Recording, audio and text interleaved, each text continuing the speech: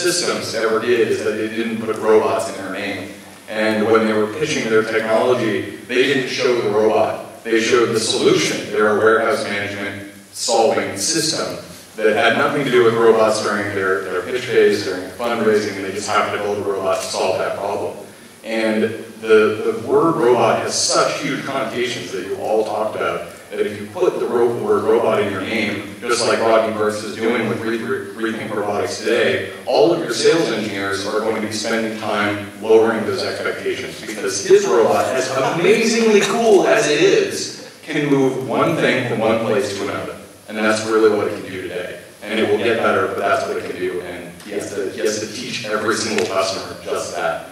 And my question is, given the history of innovation when it comes to solid hardware platforms, the desktop PCs, now laptops, now the supercomputers that we have in our pockets, where are we going to get the robotic solution, which is that ubiquitous hardware platform that we can then begin to innovate on? Because my laptop gets better every single day, every time someone creates a new web service. But I don't have a robot, and I've bought most of them, that does get better every day. And where is that going to come from? Is Toyota going to make it? Is that going to come out of Willow? Where is that going to come from? Thank you. Great question. I would like to ask that question. I'm taking notes, by the way. Okay. I'll have a go. Well, first, in response to your suggestion that we stop on the robots, I think that does lay bare kind of an ideological stance that a lot of us have working in robotics. Like, we do it, most of us do it, I think, not because we're so motivated by trying to solve a particular problem that someone has, but because we love robots and we love building machines that sense the environment and make decisions and act in an environment. And we just find that, well, I should speak for myself, I find that incredibly gratifying. And that causes me to, take this robotics hammer and look for nails to hit it with, and then I'm going to go market that as, here's a robot that will solve your problem. So I think that I think we do have to kind of introspect on that and try to figure out whether we are pushing robotics as the solution to a problem because it's the right solution or just because we like robots.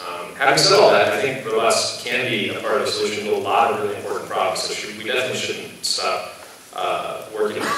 To your question about how do you get a platform that you can innovate on that will get better every year, I don't know how it will get better every year, but I think there are things like the Turtlebot and the Turtlebot 2 that's coming out of Yujin Robotic in Korea that is a reasonably low cost, reasonably robust, reasonably easy to program robot that you can start prototype applications on in your home. It is not, probably not quite the PC that people had in the 90s when they were able to prototype things that were going to end up being internet applications, but I think we're on the road to that point, and I think that the more demand for those kinds of developer platforms is what's needed to cause companies to start rolling them out. I think even Baxter they plan to roll out a software development kit to program it, and that robot, $22,000. It's not in everybody's hobbyist night weekend budget, but it's also not outrageously expensive. So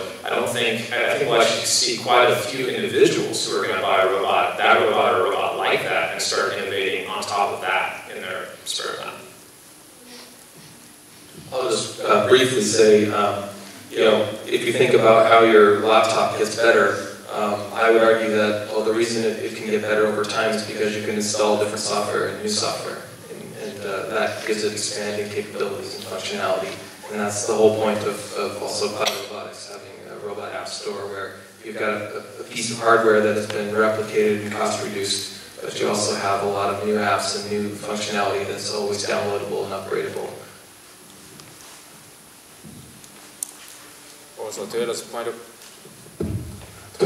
view is that to improve the products, we don't have PCs or software development of products, but for automobiles, and it applies to our robots too. But we continue our cycles to have user feedback, so the user field trials and so on. Then once we get some user feedback, we try to improve our quality, not just quality, but the functions and design and so on. That's how we improve.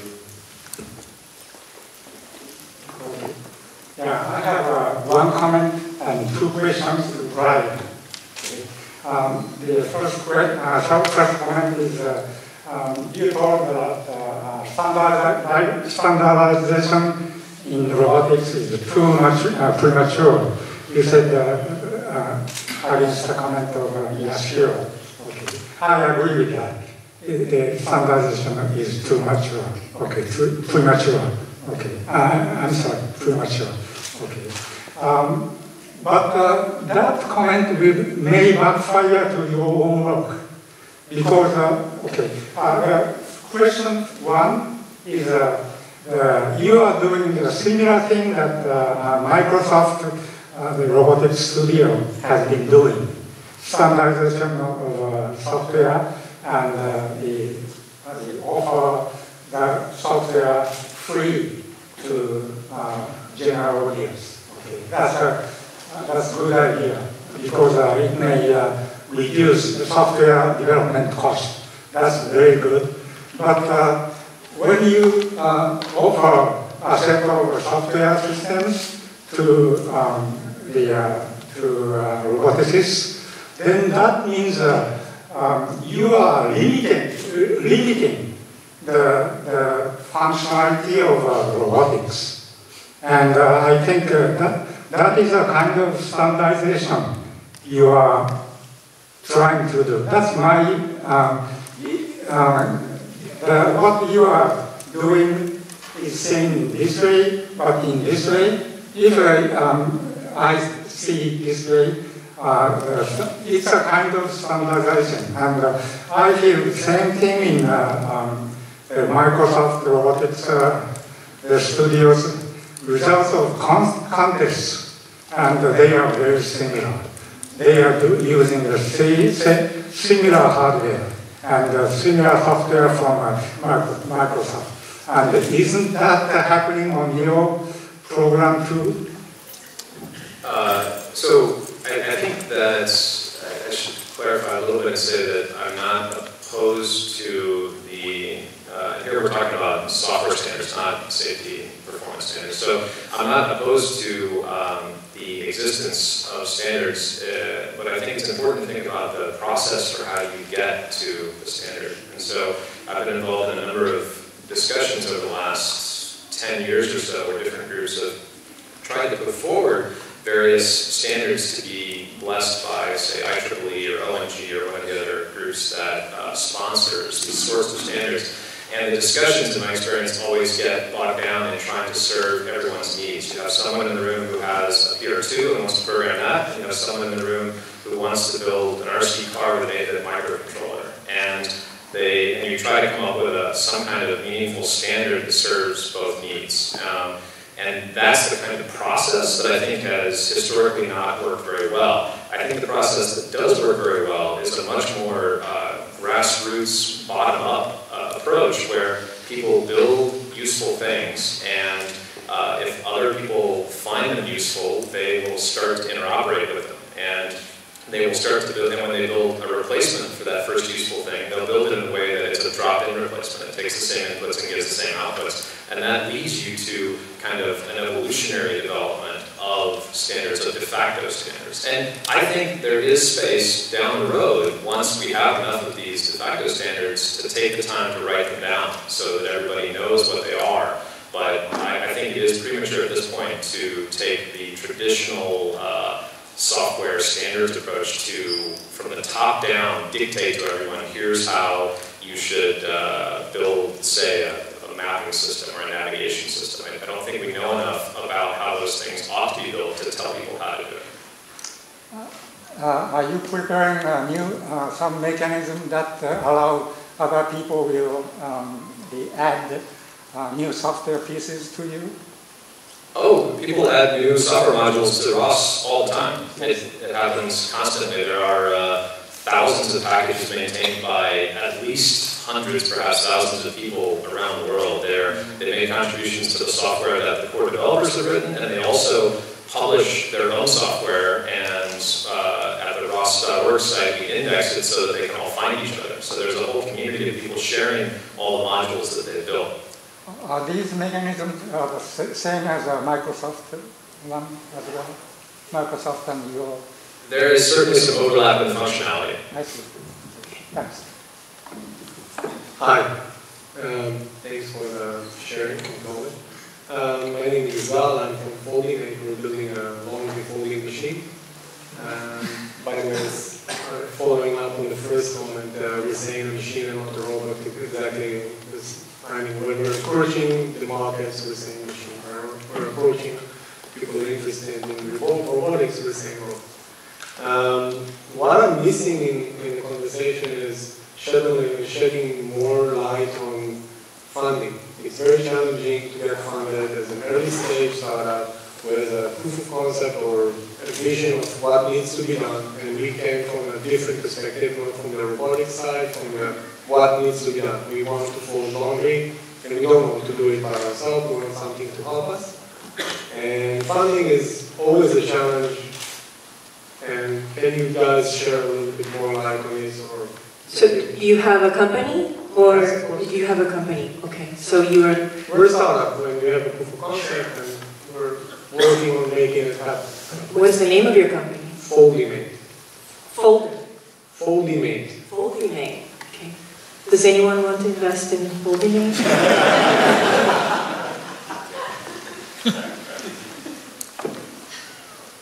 So in response to your question or the comment that the Toyota, in always the first slide or second slide that they showed, why Toyota, I guess the slide is said that the Toyota is one of the big corporations in Japan and world, and how we are getting funding, how we should be funding. But nowadays, since 2008, Toyota has not been in good shape.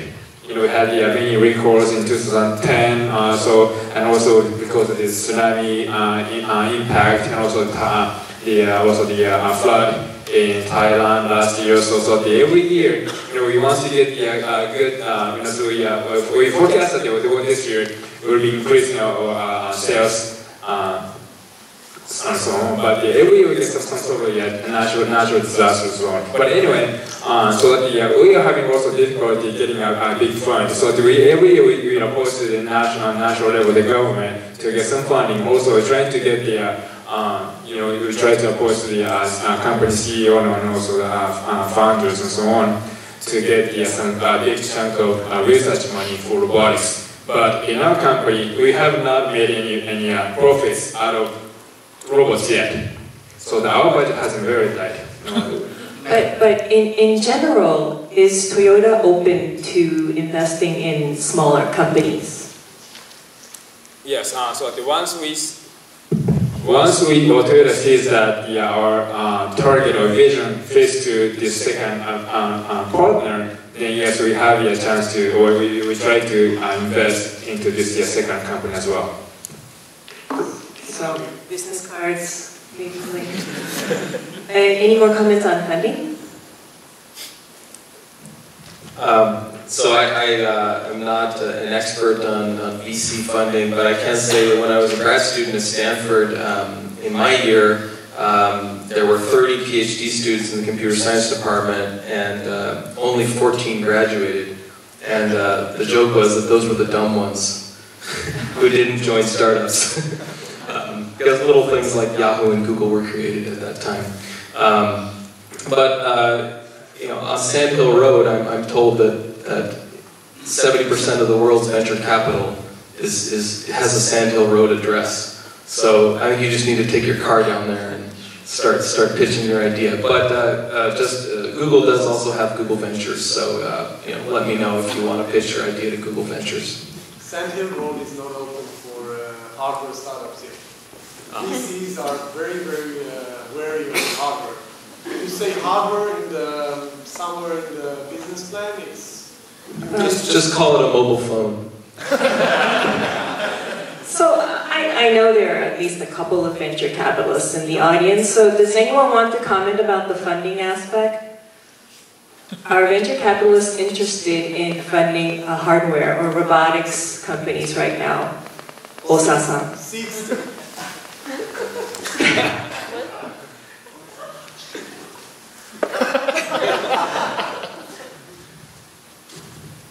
Hi, I'm Koji Osawa. I run the venture capital fund called Global Capitalist Partners, and also I'm a board member of the Keizai Society. I was not expected to talk about in this panel, but you know, I never invested in the robotics itself, even though we invested in the some components like MEMS or some, you know, the moving products. But recently, you know, in general, not talking about ourselves, but the general trend in the VC industry is people looking for the opportunity has the higher capital efficiency. So in general, even though we've invested in the semiconductor, telecommunication, maybe 10 years ago, but not many deals available today, or not many deals are funded, unfortunately, due to the so relatively lower capital efficiency. That means the, you know, the project require huge amount of money, but still takes a longer time to exit in the acquired or to be IPO. So when you look at the fund, you know, money movements, you know, putting the big amount of money have to stay in the company certain period and return. If we can get the 100 times, we can wait 10 years, but most likely maybe a 2x, 3x. It's not, you know, purely look at the economics. It does not make sense, unfortunately, compared with the other, you know, social, mobile kind of stuff today. So this is a reality or the trend of the year. Well, I hope this evening's panel has changed your mind a little bit, maybe. That this may be a 100x100 investment. Yes, as I said, I'm a board member of Keizai Society, and I would like to appreciate the panelists, and definitely I changed my mind. Hi, I'm Lee Redden. I'm a co-founder of Blue River Technology. We're a robot company and we're funded. But as a career roboticist, some of the most inspiring parts are when I look at first and, you know, middle school kids in robots and building up and kind of just the excitement that they see around robots. Much more around, you know, chemistry sets or physics or doing math. And I think that's really a spot in society that robots can come into play, that it pumps up and makes kids really excited. And I'm wondering, you know, how you see your different foundations going into kids and excitement with robots. Yeah, I can say something about that. So one of the goals of what we're doing in terms of building cloud-based robot simulation that's really easy to use is improving accessibility and making it so that more and more people can program robots from, you know, pretty much anywhere. I think following up on what James said, you know, if we take what we're doing now, where you're writing some code and it's accessing simulation in the cloud, and really try to make that client thinner and thinner and thinner, you can imagine a point where you're effectively programming a robot through a web interface, and then that's anybody with a tablet, a netbook, whatever, can have access to some actually pretty good, sophisticated robot software, whether it is simulated in the cloud or on a real robot. And I think so that the two things we need to do are to push down the costs of the robots that can run sophisticated software, so that people can be, you know, really doing some interesting things with these robots, and then also make the cloud infrastructure easy enough to use, because the cheapest robot that there is one that just exists in software in a data center somewhere. So I think that that's a really important area to work in. I'll just briefly say that you know, Google has invested in education software, and we actually built App Inventor for Android. I don't know if anybody ever used it. It's a kind of visual programming drag and drop interface for writing Android apps, and it's very easy to use. And we open sourced that, and now I think transferred that over to MIT. We developed the Scratch project. Scratch was actually this nice programming event-driven interface that's graphical, and that was how I got my daughters to program.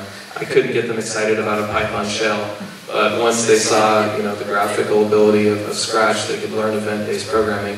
And I think definitely getting young people excited about the possibilities of creating interesting devices. And part of the effort that my group had for the ADK accessory development kit for Android was to make it really low cost. So we open sourced the hardware design, and then immediately 20 different companies started manufacturing the same thing really cheap. So now you can, we have an interface for Lego Mindstorms, and you can use your old smartphone and build a robot. So I definitely agree that the educational and the value of that and getting the youth excited about it. Hi, I have a quick question and comment. My name is Erin. A couple of you in the room know me. I'm a marketing consultant and a product consultant for robotics companies, really helping them figuring out how their emerging technology would provide an actual value proposition or ROI for a customer. At which point I'd like to comment, and you look at Kiva systems and rethink robotics, those robots can actually save the customer money. So if you're looking for investment, really outline who your customers are, how big your market is, and how much they save your customer money. The sale is a lot easier. At Robo Business 2 weeks ago, Rodney Brooks commented that when he was looking at the company, it sounded like he really wanted to go into hospitals and healthcare and couldn't really find a way in. And there's this other thing that sounded like he chose manufacturing as a vertical in order to accelerate larger volumes for his robot platform, where he really decided, or was desiring to build a platform at which point other people can develop on top of it, but pick your specific vertical first, so at least you can accelerate a larger volume and therefore lower the price for everyone. I have this, what do you think about this next 5 years of robotics? Where do we really need to tighten ourselves down as an industry?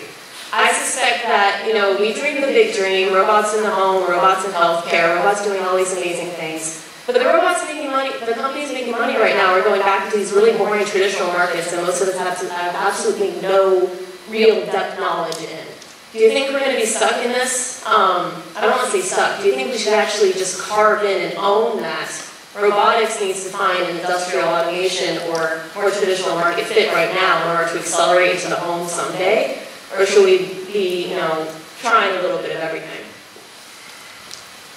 So that was going to be my last question, but that's great. Can each of you make a bold prediction? 5 years from now, what do you think will happen? And we will gather again in 5 years and talk about your predictions. Well, I see that there will be many challenges and many more commercialization coming out in 5 years. I'm sure that not only just the Roomba and also these Paxos robots, but also maybe PR2s getting more practical, and maybe the PR2 will be coming out in houses also. And also that from the Japan side, we can see that a lot of healthcare and medical care applications will be coming out. That's what the strong needs and requirements in Japan. That's why, as I mentioned in my speech, that's why we could get into this Fukushima plant rescue missions, because a lot of Japanese trend that user needs are based upon the healthcare application, not the rescue missions. But I'm sure that there will be a lot of toy or the entertainment robotics to aerospace robotics. But anyway, each technological component is very challenging, especially manipulation, also the object recognition as robots cannot see transparent objects or any spectralities. So there will be a lot of challenging issues and components to need to resolve first. But so I assume that within 5 years, there may be still a premature stage, but I assume that within 10 years to 15 years, as those each technological component builds, then we can get the more fine robotics coming out. Let's see, so bold prediction. I wish I had Nate Silver here to help me. I think that we'll see robot arms everywhere. I think the two most interesting technological developments for robots over the last several years have been the development of low-cost 3D sensing in the form of the Kinect and all the devices like it, and then many different groups working on relatively low-cost, human-safe robot arms. And that's a real sea change for robotics. It didn't used to be those kinds of arms. Robot arms that are used in an industrial context to make cars and weld things together and so on are incredibly dangerous. They're always behind cages. So there's actually been some really fantastic R&D done on the actuators that are at the core of those arms. And at the same time, they've been able to bring the price down. So I think that that combination of low-cost arms that you don't need to put behind cages and low-cost 3D sensing, as combined with algorithms that let you understand that these certain kinds of environments are going to mean that you're going to see, maybe mobile, maybe not, but certainly sensor-based arms that are doing reasonably complex tasks. Certainly at the institutional level, hospitals, healthcare centers, things like that. 5 years in the home, I think some people will have them, but I don't see it as being widespread by then. For bold predictions, within 5 years, I can echo what our co-founder, Sergey Brin, has predicted, that within 5 years we can purchase a self-driving car. I sure hope that happens, otherwise I won't have a job maybe. But following up on that, I think we as a community, I have to agree with Brian that I've seen in the last 20 years a sea change happen whenever a new sensing technology has turned the whole field on its head. It happened with GPS. I worked on outdoor robots prior to GPS and it just never worked. And then suddenly when we had GPS we could actually have outdoor robots that didn't get lost. And then the next thing that happened was manufacturable, practical harmonic drive gears that you could put in the knees and ankles of humanoids, and then suddenly we had bipeds that could walk. And then I think high resolution cameras and these depth sensors and depth cameras and LiDAR and range sensing that's giving real-time, high resolution, dense 3D point clouds have been able to a whole new set of applications and capabilities. And so every time there's a sensing change, I've seen like a sudden huge jump in what's possible. And so that's really exciting to me. And so I'm hoping in the next 5 years there'll be more and more new sensing. For cameras, it's totally amazing to me that we were programming these robots with these sonars that were always bumping into things, and now we can have, with the cost of a Kinect, a dense 3D point cloud and really be able to model the world around it and in great detail. And that's very exciting to me. So I think all of the questions we had today were from people in robotics. So I would like to ask somebody that is not in robotics to come up for maybe a last question, because I think it is very important. Oh, two of you can share. I'm just curious about how avatars, if they do fit in, and if they do, how, with either Google or just in terms of... Avatars meaning is that in the computer? Yeah, is it a, yeah. Are you focused on it? Let me just say. Mobile telepresence. Does it fit with... So avatars, are you talking about robots in remote places or avatars inside the computer? Well, I'm not sure, but I'm just curious if that's being factored into the robots.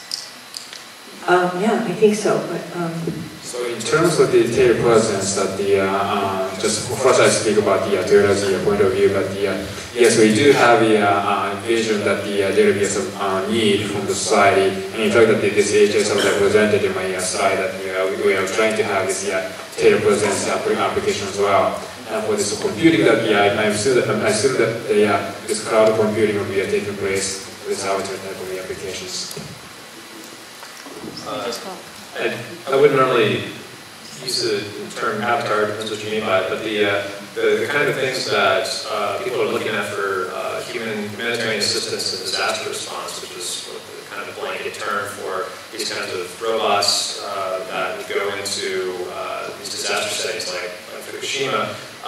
That is, I think the important point there is that that is not a purely autonomous robot. That that that is a robot that is being controlled, like James was saying, there's a human at the other end providing some of the intelligence and ultimately the high level of control, and that's a really important part, I think, of deploying useful robots in that setting and in many other settings. I think that we on the science side tend to go for pure autonomy for its own sake, whereas lots of robots can do lots of useful things with humans directing them at different levels. And so in the mobile telepresence case, the human is directing that vehicle, you could call it a robot or not, at a pretty low level, probably giving steering commands. But it's probably not